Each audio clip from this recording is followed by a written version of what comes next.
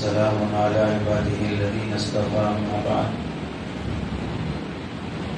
فأعوذ بالله من الشيطان الرجيم بسم الله الرحمن الرحيم ومن أظلم ممن منع مساجد الله أن يذكر فيها اسمه وسعى في خرابها أولئك ما كان لهم أن يدخلوها إلا خائفين وقال النبي صلى الله عليه وسلم خيركم من تعلم القرآن وعلمه أو كما قال النبي صلى الله عليه وسلم وقيل علم ولدك القرآن سيعلمه كل شيء اللهم صل على سيدنا محمد وعلى آل سيدنا محمد وبارك وسلم اللهم صل على سيدنا محمد وعلى آل سيدنا محمد وبارك وسلم اللهم صل على سيدنا محمد وعلى آل سيدنا محمد وبارك وسلم. میرے محترم عزیزوں، بزرگوں اور دوستوں، پردہ نشین خواتین، عزیز نوجوان ساتھیوں، مجھے آپ حضرات کے سامنے، آپ حضرات کے مسجد کے ذمہ داران کی طرف سے جو بات آپ حضرات کے سامنے پیش کرنے کا حکم ہے، اسے خلاصے کے طور پر آپ حضرات کے سامنے پہلی بات مجھے جو سمجھ میں آئی اور جس کا ہمارے مسلمان سماج میں بہت زیادہ جس کی ضرورت ہے، پہلی چیز تو یہ ہے کہ ہم نوجوانوں کا اور پبلک عوام کا تعلق موجودہ زمانے میں اہل علم علماء اکرام سے کتنا ہونا چاہیے. پہلے یہ سمجھیں کہ آدمی اگر علماء سے تعلق نہیں رکھے گا، ان کی عظمت، ان کی قدر نہیں کرے گا، تو ہزاروں برائیاں جنم لیتی ہیں. ہر برائی کا تلاش، اس برائی کا کیا حل ہے، اس برائی کا کیا حل ہے، اس برائی کا کیا حل ہے. پہلے جہاں سے گندگی نکل رہی ہے وہ سوراخ بند کرو، اس کے بعد پھر یہ بدبو ختم ہوگی جو سماج میں محسوس کی جا رہی ہے. جیسے اس کی مثال، چوہا پانی میں گر کے مر گیا، سم میں پانی کے ٹینک میں چوہا گر کے مر گیا. مفتی صاحب سے جا کے مسئلہ پوچھے کہ کتنے ڈول پانی نکالنے سے سم پاک ہوگا، تو مفتی صاحب بولے کہ بڑا سم ہے تالاب کے جیسا، تو پھر 20 سے 40 ڈول نکال لو، کافی ہو جاتا. تو جا کے 20 سے 40 ڈول نکال لیے، لیکن پھر بھی پانی میں بدبو آ رہی ہے. پھر آ کے مفتی صاحب سے پوچھے تو مفتی صاحب بولے چوہا نکالے نہیں نکالے. تو محترم عقل مند صاحب بول رہے ہیں کہ چوہا تو نہیں نکالا، 20 سے 40 ڈول پانی نکال لیا. اللہ کے بندے، جس سے پانی ناپاک ہوا ہے پہلے اس کو نکالو، اس کے بعد ناپاک پانی کو نکالو، تب جا کے کنواں پاک ہوگا. گندگی کہاں سے آ رہی ہے پہلے اس کو دیکھیں. تو پہلی چیز تو مجھے آپ کے سامنے بولنی ہے، وہ ہے ہم لوگوں کا علماء سے کتنا تعلق اور ان کی قدر عظمت ہمارے دلوں میں کیسی آنی چاہیے. ہم لوگوں کو علماء سے تعلق اور ان کی قدر عظمت کیسی ہونی چاہیے. اس سلسلے میں پہلی بات یہ دیکھیں، دنیا میں جو لوگ مذہب کے بغیر جیتے ہیں کبھی سکون سے نہیں جیتے. کسی مذہب کو ماننے والے نہیں ہیں تو کبھی سکون سے، جیسے ایتھیسٹ ہیں، ایتھیزم کو فالو کرنے والے کبھی سکون سے نہیں جی سکتے. اس کی ایک مثال دیکھیں. مثلا 2 لڑکے کالج میں پڑھ رہے ہیں، ایک فیل ہو گیا، دوسرا بھی فیل ہو گیا. ایک مسلمان ہے، دوسرا ایتھیسٹ ہے، اللہ کو ہی نہیں مانتا، تقدیر کو ہی نہیں مانتا. مسلمان جب ناکام ہو جاتا ہے زندگی میں تو آخر میں آ کے اس کے دل دماغ زبان پر کیا جملے رہتے ہیں؟ اللہ کی مرضی، تقدیر میں تھا، کیا کر سکتے ہیں۔ یہ جملے معمولی نہیں ہیں، بہت بڑا سہارا ہے ہمیں جینے کے لیے۔ محنت جتنی کرنا تھا کر لیے، آخر میں ہار گئے، پھر بھی ہم مطمئن ہیں کہ اللہ کی مرضی، ہم کیا کر سکتے ہیں، ہمارے ہاتھ میں کیا ہے۔ یہ سہارا بنتے ہیں جملے انسان کو جینے کے لیے۔ اور ایتھسٹ یہ سوچتا ہے کہ اتنی محنت کر کے بھی میں کیوں نہیں جیت سکا، پھر میرا جی کے کیا فائدہ ہے۔ اسی واسطے سوسائڈ کرنے والے مسلمانوں میں بہت کم ملتے ہیں، دوسرے مذہبوں میں زیادہ ملتے ہیں، کیونکہ ان کے مذہب میں اللہ، تقدیر، اس کے بھروسہ، یہ سب چیزیں نہیں ہیں۔ اسلام کے اندر تقدیر، ایمان کی بنیادی کیا ہے؟ میں ایمان لاتا ہوں تقدیر پر، ہر اچھی بری تقدیر پر، اچھا بھی ہوگا اللہ کی طرف سے، برا بھی ہوگا اللہ کی طرف سے۔ اب مذہب میں مذہب کی حفاظت کرنے والے کون لوگ ہیں؟ ابھی آپ حضرات کے سامنے قرآن مجید پڑھے امام صاحب، بہت اچھی طریقے سے شاندار تجوید کے ساتھ پڑھے۔ آپ میں سے کتنے لوگ ہیں جو اتنی شاندار تجوید سے قرآن پڑھ سکتے ہیں؟ قرآن کا زبر زیر بھی جو محفوظ ہے، یہ ان علماء حفاظ کی وجہ سے محفوظ ہے۔ امریکہ بہت ٹیکنالوجی میں ترقی کر گیا، اس سے پوچھو تمہاری بائبل محفوظ ہے کیا؟ یہودی اسرائیل بہت ترقی کر گیا ٹیکنالوجی میں، تھوڑا پوچھو اس سے تمہاری آسمانی کتاب محفوظ ہے کیا؟ آسمان سے اتاری گئی ایک کتاب بھی اپنی اصلی حالت پر باقی نہیں ہے۔ اللہ نے اگر محفوظ رکھا ہے تو صرف قرآن کو محفوظ رکھا ہے، اور قرآن محفوظ رکھنے کی شکل بچوں کو حفظ کرا کر، سینے میں قرآن یاد کروا کر، ایک ایک زبر زیر کی غلطی کے بغیر نوٹ کروا کے اللہ تعالیٰ حفاظ کے ذریعے سے قرآن کی حفاظت کرتے ہیں۔ علماء نے یہاں تک لکھا ہے کہ اگر قرآن مجید پھٹ گیا، پڑھنے کے قابل نہیں ہے، آپ لوگوں میں سے کون ایسا عقل مند بے وقوف ہے جو پھٹ گیا بول کے قرآن کو پھینک دے رہا ہے؟ پھٹے ہوئے قرآن کی بے ادبی کرنے کی اجازت ہے؟ اچھا چلیے، اگر قرآن مجید غلط پرنٹ ہو گیا، آیت اوپر نیچے ہو گئی، سورے آگے پیچھے ہو گئے، تو غلط پرنٹ ہو گئی بول کے قرآن پھینک دیں گے؟ ہرگز جائز نہیں ہے۔ قرآن چاہے پھٹ جائے، چاہے غلط پرنٹ ہو جائے، ادب، احترام، وضو کے ساتھ چھونا ابھی بھی ضروری ہے۔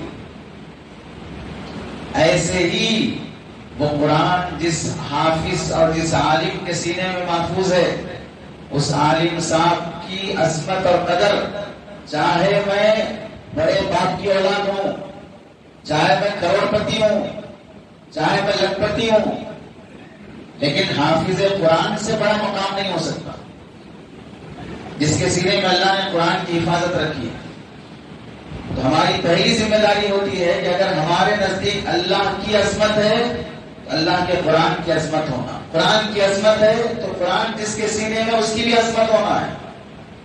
بے ادبی کرنے کا سب سے بڑا نقصان یہ ہوتا ہے، اللہ تعالیٰ حفاظ اور علماء کی شان میں بدتمیزی، بے ادبی کرنے والے کو دو عذاب میں مبتلا کرتے ہیں۔ پہلا عذاب، اس کی نسل سے کوئی حافظ عالم پیدا نہیں ہوگا،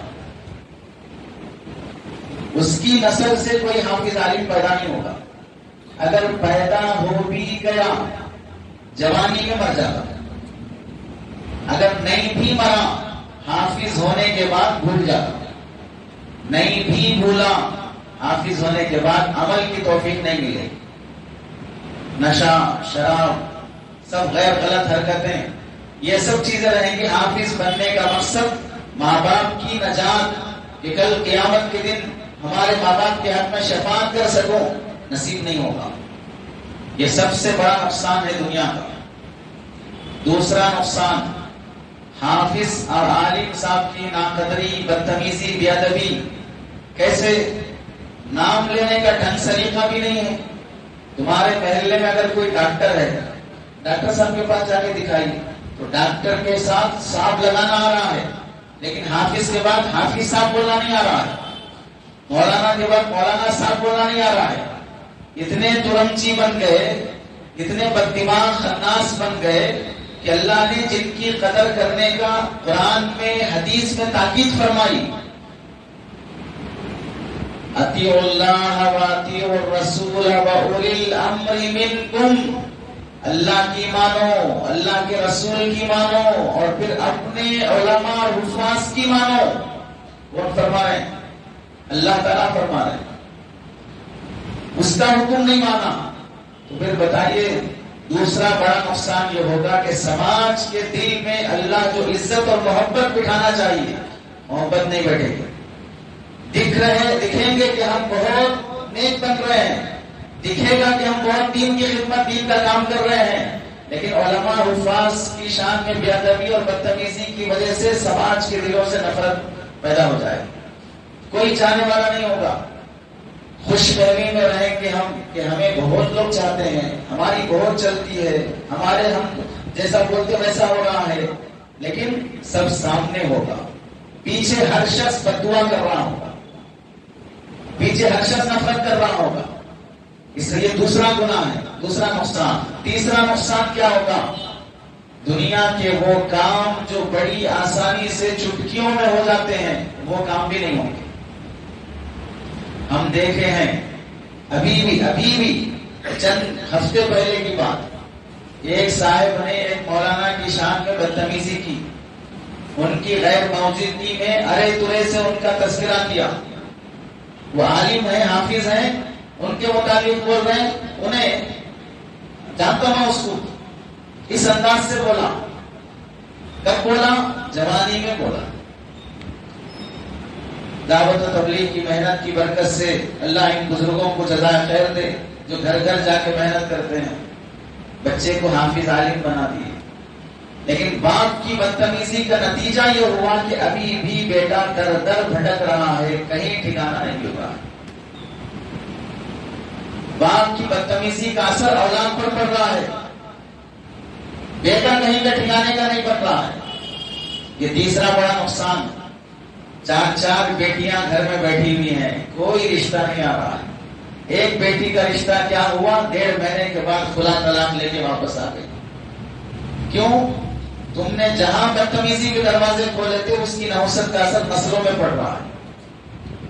اور چوتھا بڑا نقصان یہ ہوگا، حضرت رشید احمد گنگوہی رحمت اللہ علیہ فرماتے ہیں، ایسے انسان کو قبر میں دفن کرنے کے بعد چہرہ قبلے کی طرف رکھنا سنت ہے، لیکن اللہ ایسے آدمی پر لعنت برساتے ہوئے اس کے چہرے کو قبلے سے پھیر دیتے ہیں۔ کیا ملے گا؟ چند دنوں کی شان پٹی جوانے کی خاطر نسل کو برباد کر دینا۔ حضرت ابن عباس رضی اللہ تعالیٰ عنہ فرماتے ہیں، ایک آدمی نے اللہ کے نبی علیہ السلام سے پوچھا، یا رسول اللہ، ہم کن لوگوں سے محبت کریں، کن کے ساتھ بیٹھیں، کن سے دوستی کریں؟ یہ اللہ کے نبی سے پوچھ رہے ہیں۔ ہم میں سے آج تک کس نے پوچھا کہ مفتی صاحب بتائیے میں کیسے لوگوں کو دوست بناؤں، دوستی کس سے رکھوں، میرا اٹھنا بیٹھنا کس کے ساتھ ہو؟ صحابہ اللہ کے نبی علیہ السلام سے پوچھ رہے ہیں، تو اللہ کے نبی علیہ السلام نے فرمایا، جس سے دیکھنے کے بعد تمہیں اللہ یاد آئے، جس کی باتوں سے تمہارے ایمان میں تازگی آئے، اور جس کے اعمال سے تمہیں آخرت یاد آ جائے، ایسے لوگوں سے محبت کرو، دوستی رکھو، ان کے ساتھ اٹھنا بیٹھنا کرو۔ آپ بتائیے کسی بھی عالم صاحب کو دیکھنے کے بعد آپ کو ایک دینی تصور پیدا ہوتا ہے یا کسی شراب خانے کا تصور آتا ہے؟ اللہ کے نبی علیہ السلام نے ان لوگوں سے محبت کا حکم فرمایا۔ آگے دیکھیں، حضرت حسن بصری رحمت اللہ علیہ فرماتے ہیں، علماء سے تعلق رکھنا اس واسطے ضروری ہے، سماج میں جب بھی کوئی برائی پیدا ہوتی ہے، یہ صحیح ہے، یہ غلط ہے، یہ ناجائز ہے، یہ حرام ہے، اس کی پہچان اللہ تعالیٰ سب سے پہلے علماء کو دیتے ہیں۔ تو علماء سماج میں پیدا ہونے والے فتنوں کو پہچان کر سب سے پہلے پبلک کو ان فتنوں سے بچانا چاہتے ہیں کہ دیکھو یہ غلط ہو رہا ہے، اس کا نقصان سماج کو بھگتنا پڑے گا۔ پبلک کو فتنہ کیا ہے، برائیاں کیا ہیں کب سمجھ میں آئیں گی؟ جب وہ برائی پھیل کر گھر گھر پہنچ جائے گی، اب اس سے بچنے کا کوئی راستہ سمجھ میں نہیں آئے گا، تب سمجھے ہاں یہ بہت بری بات ہے، یہ بہت خراب چیز ہے۔ کب سے بول رہے تھے مول صاحب؟ 4 سال سے بول رہے تھے۔ کب سمجھ میں آئی؟ بیٹی غیر کے ساتھ بھاگنے کے بعد سمجھ میں آئی۔ کب سے بول رہے تھے کہ ایجوکیشن سسٹم حرام ہے، لڑکے لڑکیوں کو ایک ساتھ بٹھا کر پڑھانا ناجائز ہے؟ نہیں سمجھ میں آیا۔ جب غیر سے تعلق شروع ہو گیا پھر سمجھ میں آیا کہ ہاں اسکول میں ایسا ہوا، کیا کر سکتے ہیں۔ کب سے بتا رہے تھے کہ اینڈرائڈ موبائل اپنی بیٹیوں اور بیویوں کو آزادانہ استعمال کرنے کی اجازت نہ دو، ورنہ خلا طلاق ناجائز تعلقات کا ریشو بڑھے گا، موبائل فتنے کا دروازہ ہے۔ نہیں سمجھ میں آیا۔ ایک صاحب پوچھ رہے ہیں کہ مول صاحب پہلی رات کو بیوی کو موبائل یوز کر سکتا ہوں کیا؟ پہلی رات سے ہی برائی کا دروازہ کھول کے دینا چاہ رہے ہیں۔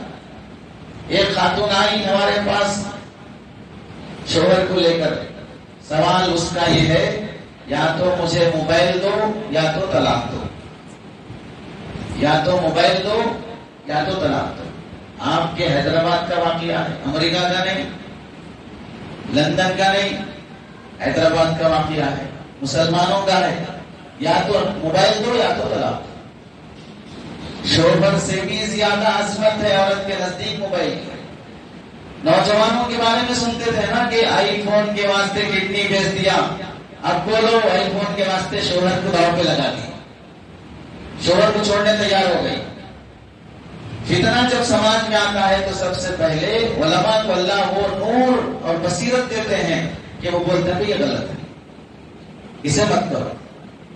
لیکن عوام کو اس وقت سمجھ میں آتا ہے جب وہ فتنہ پھیل کر عوام کے ہاتھ سے نکل چکا ہوتا۔ اب اس کے بعد کیا ہوگا؟ جب پبلک بھی بے قابو ہو گئی تو ہم میں سے بعض نادان بے وقوف دیندار اس کے بعد یہ بولنا شروع کرتے سماج میں اتنی برائیاں پھیل رہے ہیں، ہمارے علماء کیا کر رہے آخر؟ اللہ میاں کی گائے بے وقوف عقل مند بندے جب شروع ہوا تھا تبھی علماء نے بول دیا تھا کہ غلط ہے۔ کسی کی بیٹی کا ہاتھ پکڑ کر، کسی نوجوان کا گریبان پکڑ کر سمجھانا دینداروں کی ذمہ داری نہیں ہے، بتانا صرف ذمہ داری ہے، عمل کرانا کروانا پبلک کی ذمہ داری ہے کہ ہم اپنی بہو بیٹیوں کو، اپنے نوجوانوں کو بچائیں۔ ایک بزرگ عبداللہ بن ابی موسیٰ تستری رحمت اللہ علیہ، یہ نو مسلم ہیں، تابعین تبع تابعین کے زمانے کے ہیں، حضور صلی اللہ علیہ وسلم کے زمانے سے بالکل قریب کے، نو مسلم تھے، اسلام قبول کر لیے۔ تو ایک بزرگ کے پاس گئے، ان کے پاس بیٹھ کر پوچھے تھوڑا مجھے نصیحت کیجیے میں کیسے لوگوں کے ساتھ رہوں، کیونکہ آج بھی دیکھ لیجیے کوئی غیر آدمی مسلمان ہو کر ہمارے سماج میں آتا ہے، ہمارے پاس کئی سسٹم ہے اسلام قبول کر کے آنے والوں کے لیے، ان کو ٹھکانہ دینا، رہن سہن دینا، بزنس میں کچھ پارٹنرشپ دینا، ملازمت دینا، نکاح کرا کے دینا، کوئی سہولت ہے؟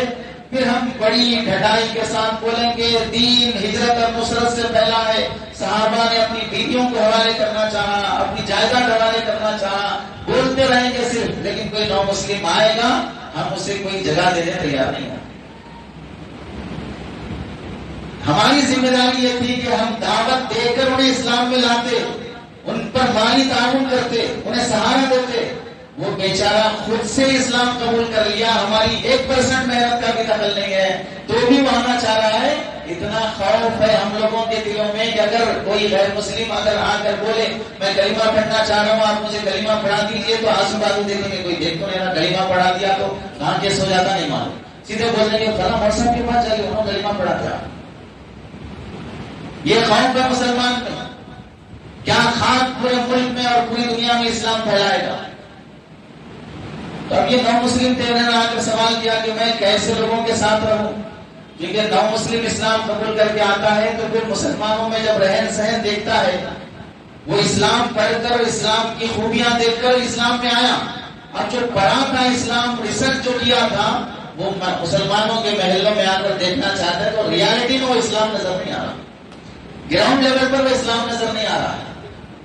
وہ اشراق کا بھی پابند، چاش کا بھی پابند، تہجد کا بھی پابند، تسبیح فاطمہ کا بھی پابند، وہ حلال حرام کی تمیز خوب کر کرتا ہے، اور یہ پرانا مسلمان، باپ دادا کے زمانے کا مسلمان، ہر آیت در گھسیٹ، آم ہو یا کبھی، جو بھی آیا لوٹ کے کھاتے رہو، آم آیا تو بھی کھاؤ، کبھی ڈائی تو بھی کھاؤ، یعنی میٹھا آیا تو بھی ہڑپو، کھٹا آیا تو بھی ہڑپو۔ تو مسلمانوں کی لائف میں اسلام نظر نہیں آ رہا ہے، جس کی وجہ سے نو مسلم اسلام قبول کرنے کے بعد بھی اسلام پر جمنا مشکل ہے۔ تو ان بزرگ نے نصیحت کیا، دیکھو ایک فقیہ ہے امام اوزاعی رحمۃ اللہ علیہ، ملک شام میں رہتے ہیں، اسپین میں، وہاں چلے جاؤ، بہت بڑے عالم ہیں، نیک ہیں، ان کے ساتھ رہو۔ تو یہ سفر کر کے ملک شام اسپین پہنچے، وہاں سبق ہو رہا تھا، سبق میں یہ بھی شریک ہو گئے، سبق ختم ہونے کے بعد سلام کر کے مسافہ کیا۔ امام اوزاعی رحمۃ اللہ علیہ نے پوچھا تم نو مسلم ہو؟ انہوں نے کہا ہاں میں نو مسلم ہوں۔ تو پھر کہا تمہارے والد کیسے ہیں؟ نہیں میرے والد وہی کافر ہیں، اسلام پر نہیں ہیں۔ تو انہوں نے کہا فوراً نکلو یہاں سے، جاؤ اپنی باپ کی خدمت میں رہو، اپنی باپ کی سیوا کرو، ہو سکتا ہے کہ تمہاری خدمت، تمہارا تعلق، تمہارے حسن اخلاق سے تمہارے باپ کو فائدہ پہنچے۔ کیا اسلام قبول کر لیا، گھر بار چھوڑ کے آ گئے، ماں باپ کی خدمت کی کوئی فکر نہیں ہے؟ یہاں سے سمجھو مسلمان ہو کے آیا بیٹا، باپ کافر ہے تو بھی مولانا تاکید کر رہے ہیں باپ کی قدر کرو، باپ کی خدمت کرو، جاؤ میری صحبت سے بھی زیادہ باپ کے پاس جاؤ۔ اب تھوڑا کیا دین پر چلنے کا جذبہ شوق پیدا ہو گیا، باپ تو گھر کا نوکر ہے، زبان لڑا لے گا، بول فول بک دے گا، اس کو بددماغ کہہ دے گا۔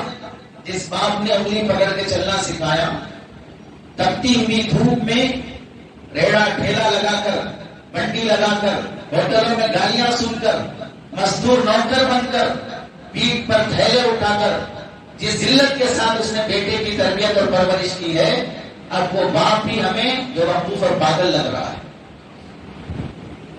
تو ان بزرگ نے ان مولانا کی نصیحت سن کر فوراً اپنے شہر گئے، اپنے باپ کے پاس۔ باپ بیمار تھے، خدمت کے لیے کوئی نہیں تھا، 2-4 دن باپ کی خدمت میں رہے۔ تو ایک دن باپ نے پوچھا بیٹا تیرا دین کیا ہے؟ تو انہوں نے کہا میں اسلام ہے میرا دین، میں مسلمان ہو گیا۔ باپ نے کہا اپنے دین کے بارے میں مجھے بتاؤ، تمہارا دین کیا ہے، کیا پیغام، کیا میسج ہے اس دین کا؟ تو بیٹے نے اب باپ کے سامنے دین سمجھایا، اسلام کیا ہے سمجھایا۔ تو سننے کے بعد باپ نے کہا بیٹا مجھے بھی مسلمان بنا دو۔ کلمہ پڑھا، 10-15 منٹ کے بعد انتقال ہو گیا۔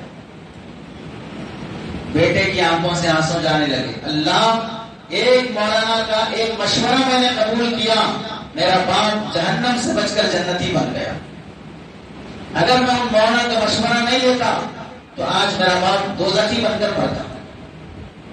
آپ سمجھیں اس سے کہ ایک مشورے میں اللہ جنت سے جہنم کا فیصلہ کرتے ہیں، تو پھر علماء کے وہ مشورے جو ہماری معاشرت میں، فیملی میٹرز میں، ہمارے بزنس میں، ہمارے معاملات میں کتنا ہمیں ہمارے ماحول کو جنتی ماحول بنا دیں۔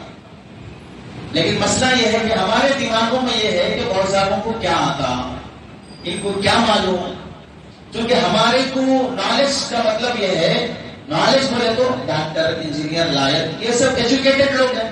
نالج بولے تو ان کے اندر رہتا ہے، بہت صاحبوں کو کیا رہتا ہے، قرآن، حدیث، مسئلے مسائل۔ اللہ کے بندوں، جب ایک نیٹ بولٹ کہاں لگانا یہ نالج ہے، تو آسمان سے اللہ کے نازل کی ہوئی احکامات کو دماغ اور دل میں بٹھانا نالج نہیں ہے۔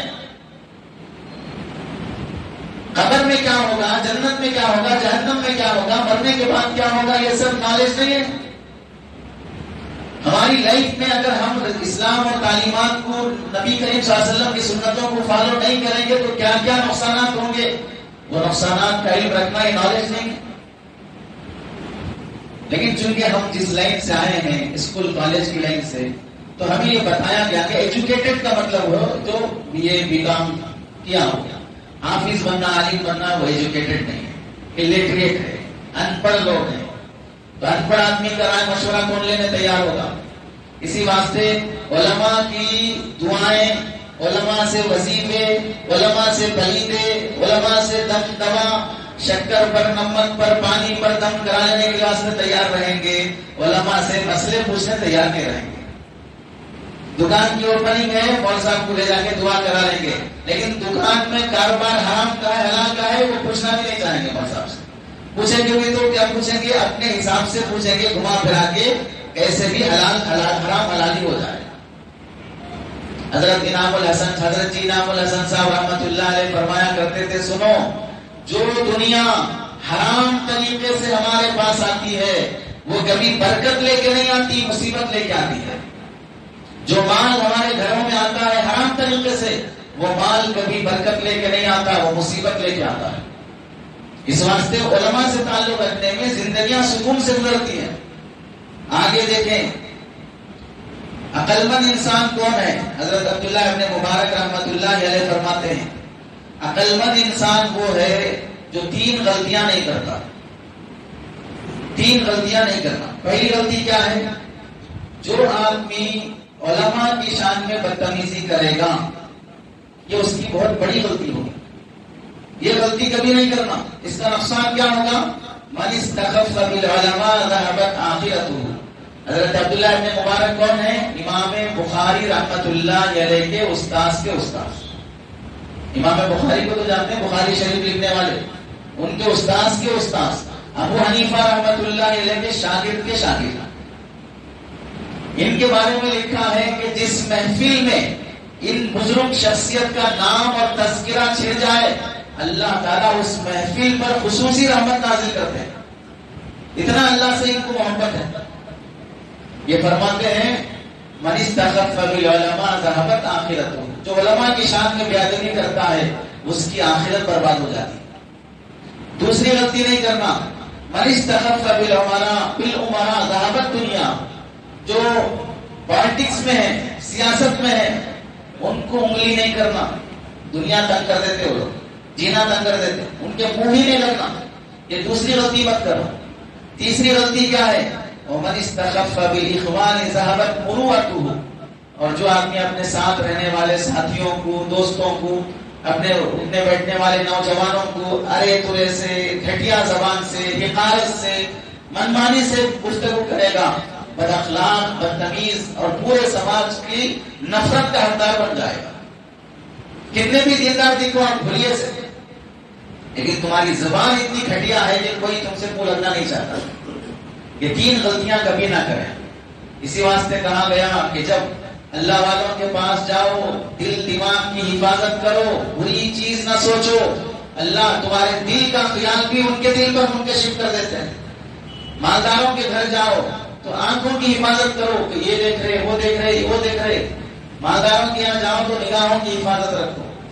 دسترخوان پر بیٹھو تو پیٹ کی حفاظت رکھو، اور علماء کے پاس جاؤ تو زبان کی حفاظت رکھو۔ یہ پہلی چیز تھی آپ حضرات کے سامنے مجھے عرض کرنی تھی علماء سے متعلق، کہ ہم علماء سے تعلق رکھیں۔ آخری جملہ یہ ہے کہ فتنوں کے زمانے میں علماء کی سن کے چلیں گے تو فتنوں سے محفوظ رہیں گے، اور وائرس کے زمانے میں ڈاکٹروں کی سن کے چلو گے تو جان محفوظ رہے گا۔ جان بچانا ہے تو ڈاکٹروں کی سن کے چلو، ایمان بچانا ہے تو علماء کی سن